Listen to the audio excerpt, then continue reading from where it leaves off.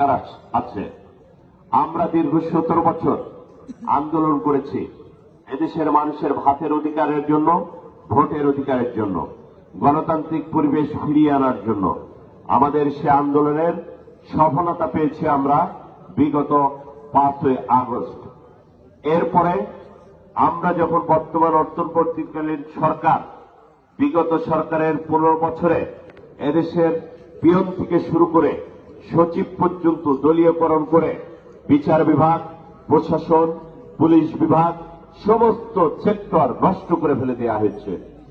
সেইটা যখন সংস্কার চলছে, এই সরকার যখন সেইটায় হাত দিয়েছে, সংস্কারের কার্যক্রম চলছে, তখন এই সরকারকে ফেলে দেওয়ার জন্য ভারতে বসে পলাতক শেখ হাসিনা আজকে বিভিন্ন ষড়যন্ত্র করছে।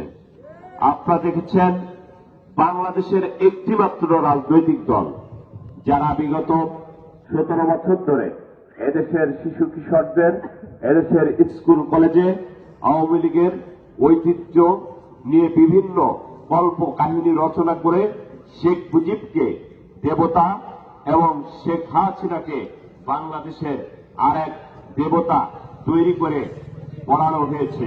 সেই দেবতাদের কাহিনী গত 17 বছরে বাংলাদেশের মানুষকে জানতে দেওয়া হয়নি।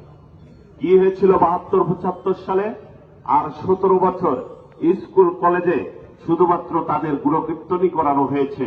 কিন্তু এদেশের মানুষকে যেভাবে নির্যাতন করা হয়েছে, বাংলাদেশে আয়নাঘর তৈরি করে বছরের পর বছর বিরোধী দলের নেতা কর্মীদেরকে আটকে রাখা, এদেশের সেনা অফিসারদেরকে আটকে রাখা, এদেশে বিভিন্নভাবে বিচার বিভাগের উপরে বন্দুক রেখে বিভিন্ন আইন দিয়ে এদেশের ধর্মীয় নেতাদেরকে, বিরোধী দলের নেতাদেরকে বিচারের নামে হত্যা করা হয়েছে।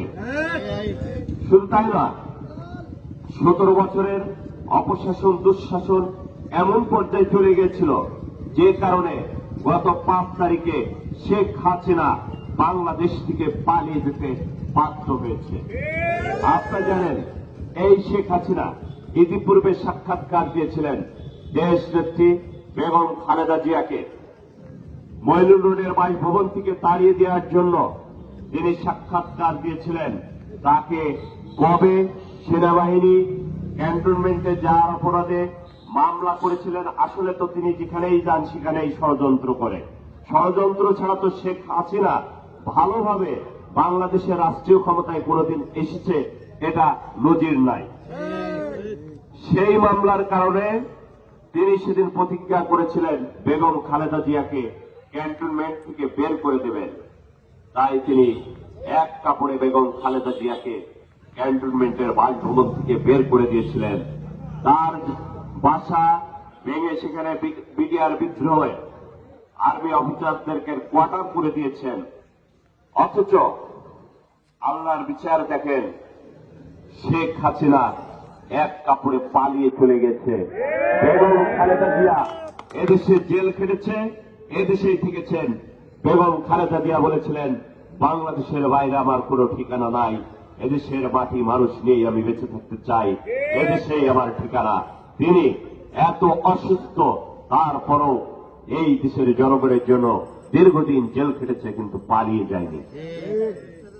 বাংলাদেশে আওয়ামী লীগের রাজনীতির ইতিহাস দেখলে দেখবেন 5 তারিখে শেখ হাসিনা পালিয়ে চলে গেলেন।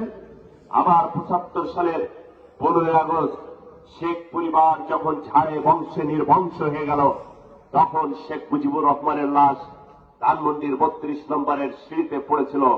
আওয়ামী লীগের কোন নেতা ছিল না সেদিন সেই লাশ উদ্ধার করে জানাজা পড়ার মতন কোন মানুষ সেদিন খুঁজে পাওয়া যায়। ইতিহাস পর্যালোচনা করলে দেখা যায় আসলে আওয়ামী লীগ একটি অত্যাচারকারী দল, আওয়ামী লীগ একটি নির্যাতনকারী দল, যার পরিণাম তারা বারবার ভোগ করেছে। কিন্তু আমরা বাংলাদেশের মানুষ নিয়ে রাজনীতি করতে চাই, আমরা দেশের জনগণ নিয়ে থাকতে চাই, এই জনগণের পাশে থাকতে চাই, সাথে থাকতে চাই। যার জন্য যত অত্যাচার, নির্যাতন, নিষ্পেষণ হোক, আমরা কখনো কারাগারে, কখনো বাইরে, কখনো রাজপথে আবার আমাদের শেষ ঠিকানা হয়েছে আমাদের অনেক সহকর্মীর হয়তো গোরস্থানে।